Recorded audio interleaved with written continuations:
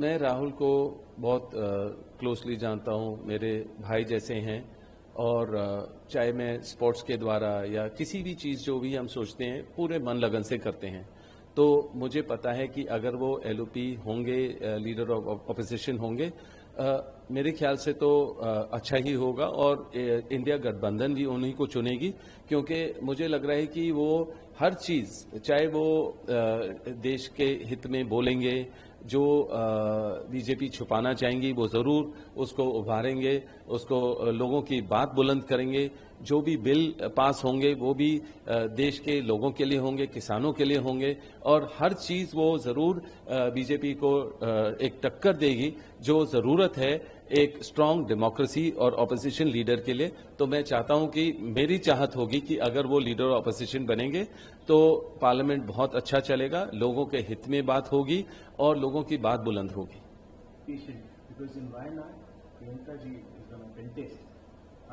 How do you look at the response given by BJP on the emotional letter written by Mr. Rahul?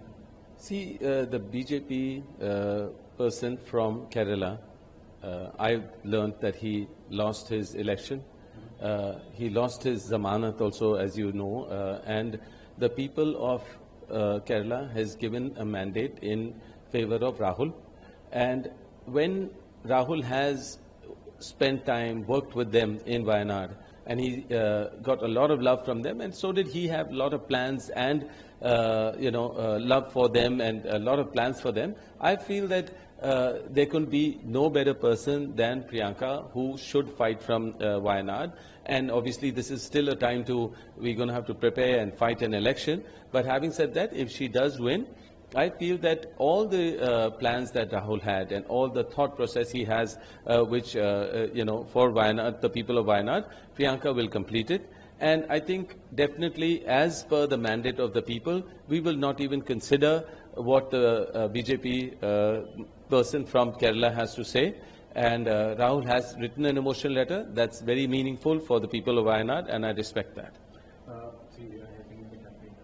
Yes, I think, Priyanka, I've always maintained that whenever somebody asks me when will you join politics, I always maintain that I've wanted Priyanka to see Priyanka in the parliament.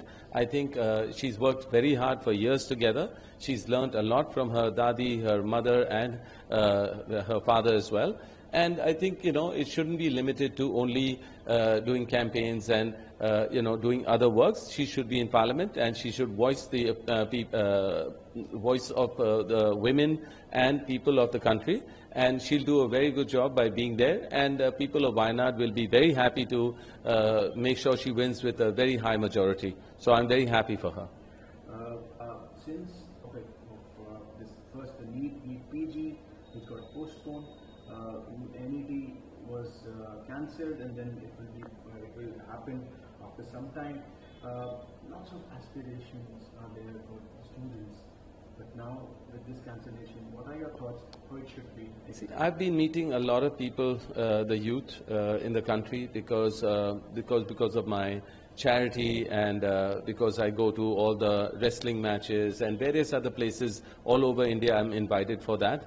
And also through my spiritual tours, I meet a lot of people who are hoping and praying for good results in all the exams that they give. So, I mean, I meet them, I understand their plight, and also when in this general election, it was highlighted that unemployment was at peak in the country, and the government, BJP, had not done anything for the youth or overcoming the unemployment issue. And, with them working, all the youth that work so hard so that they can get a job if they get good results, and they can get a job and they can actually earn for their families and their parents and so on, for medical reasons and many other reasons, that when they give their exams and next day the exam is cancelled because they get to know the paper was leaked, because you have 67 toppers in NEET, and you have, then when I speculated on this and I tried to find out things on this, I was told that basically 30 lakhs was given to the people who leaked the papers and various other things like that. So these are all things that I was informed about. And I think that, when you cancel a paper, imagine the thought of the person who's actually studied so hard and he's given the paper and he's going to be able to come out with good results, and then he can get a job and move along with his life. And what happens is that if he keeps giving his paper again and again, he'll come to an age where he cannot get a job of a certain category because of his over age. And we already see in the forces how because of the BJP's new, the plan was that they could be there for 4 years and after that they retire. So people were looking for jobs everywhere and they worked hard for it. And you see the PG one, that also was delayed. And all these things that the government should be able to find a proper purpose and proper plan for how these can go on, these exams can go on, and these paper leaks can be, be controlled, or we can overcome this issue. It's imperative in the country to plan for the youth so that the next generation can earn well and, have a progressive economy.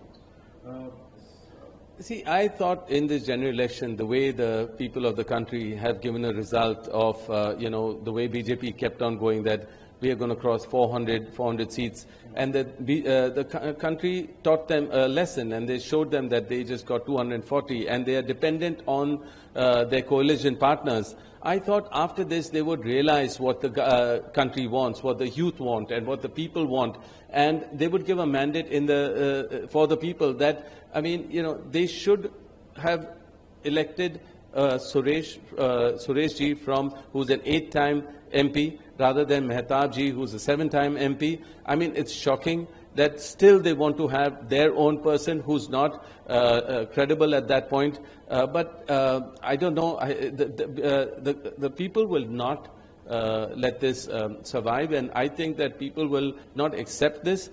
They will forcibly go ahead, but I'm sure the opposition, who's a strong, they have a good number of seats because of the people of the country who elected them in, with the Congress having a good number, as well as the coalition, India coalition. So they will take this on, and I'm sure that it'll, democracy as it's existing again, will be challenging this, whatever this pro tem speaker has been elected.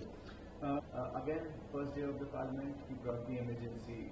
Yeah, it's sad that, I think after the people of the country made him understand that they want a government, a progressive government, a government that can work for the people, inclusively, may it be the farmers or unemployment or the inflation issues. And all these issues are the people that they want to change. That, we talk about that. It's the first day of Parliament. It has to start on a positive note. And I think that, to bring out a negative thing of emergency or being obsessive with the Gandhi family and Indira ji and Nehru ji, I thought he would overcome all this, the Prime Minister. With all respect, I think he has to think of it as a brighter day rather than a dark day that he calls it, a black day. I think it's sad that the Prime Minister's got a thought process of a dark vision for India. I think he shouldn't have a dark vision because it's the first day of Parliament, and he should not be tackling it as a dark day or a black day. We should talk about positive things, progressive things for the country. See, I know Rahul very, very well, as almost like my brother. And, we've worked together, we've done sport together, we've challenged each other, and I know that whatever he does, he puts his mind and heart and soul in it.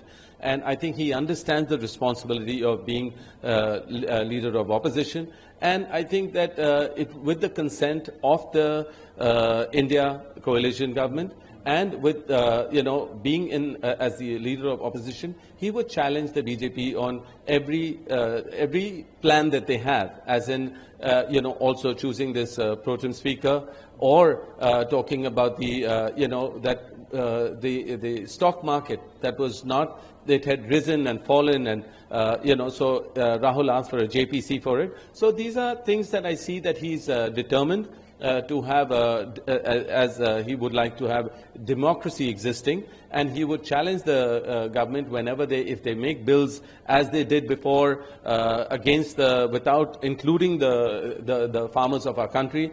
And then just before an election, the BJP tends to reverse those bills and give them sops. All this kind of optics of government should not exist. That's what Rahul, I think, will envision for India as a progressive India, and to overcome the employment issues and inflation issues and many other issues that this government always helps. I think the BJP government always helps only a few people that work for them, or they have their own Gathbandhan with those business people, if you may.